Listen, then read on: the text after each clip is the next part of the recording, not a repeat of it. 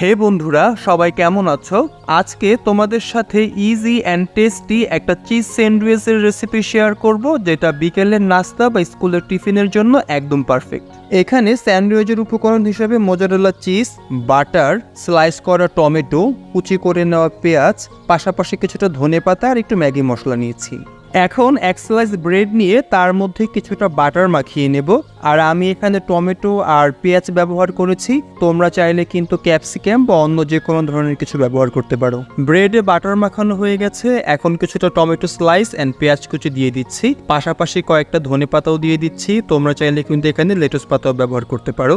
এখন এগুলোর উপরে কিছুটা মোজারেলা চিজ গ্রেট করে দিয়ে দেব, যত বেশি চিজ অত বেশি মজা। এবার আরেক স্লাইস ব্রেড নিয়ে তার মধ্যে 2 চামচ পরিমাণ টমেটো সস ভালোভাবে মাখিয়ে নেব। 2 চামচের বেশি ব্যবহার করব না, বিকজ অলরেডি আমি টমেটো দিয়েছি। আর কিছুটা ম্যাগি মশলার টেস্টটাকে ইনক্রিজ করার জন্য আমি ছিটিয়ে দিচ্ছি, তবে এটা সম্পূর্ণ অপশনাল, তোমরা চাইলে অ্যাভয়েড করতে পারো। এখন চুলায় একটা ফ্রাই প্যান বসিয়ে তার মধ্যে কিছুটা বাটার মেখে নেব। তোমরা চাইলে অয়েলও ব্যবহার করতে পারো, কিন্তু বাটারটা দিলে স্মেলটা অনেক ভালো আসে। তো ফ্রাই প্যানে বাটার মাখানো হয়ে গেছে, এখন আগে থাকতে তৈরি করে রাখা স্যান্ডউইচটাকে ফ্রাই প্যানের মধ্যে দিয়ে দেব।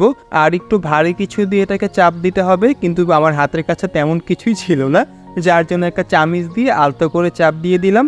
আর এখন চুলাটাকে লো ফ্লেমে রেখে একটা ঢাকনা দিয়ে ঢেকে এটাকে 2 মিনিটের জন্য ছেঁকে নেব। ওরে বাপরে, 2 মিনিটে চিজটা অনেকটা গলে গেছে, আর ঢাকনাটা সরানোর সঙ্গে সঙ্গে ভীষণ দারুণ একটা ঘ্রাণ এসে আমার নাকে লাগলো।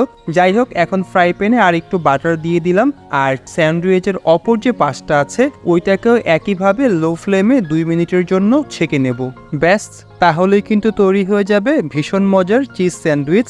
এখন ম্যাগি নুডলস 2 মিনিটে তৈরি করা যাক বা না যাক, আমার এই চিজ স্যান্ডউইচটা কিন্তু মাত্র 5 মিনিটেই তৈরি করা সম্ভব। সো সবাই ভালো থেকো, টাটা, আল্লাহ হাফেজ।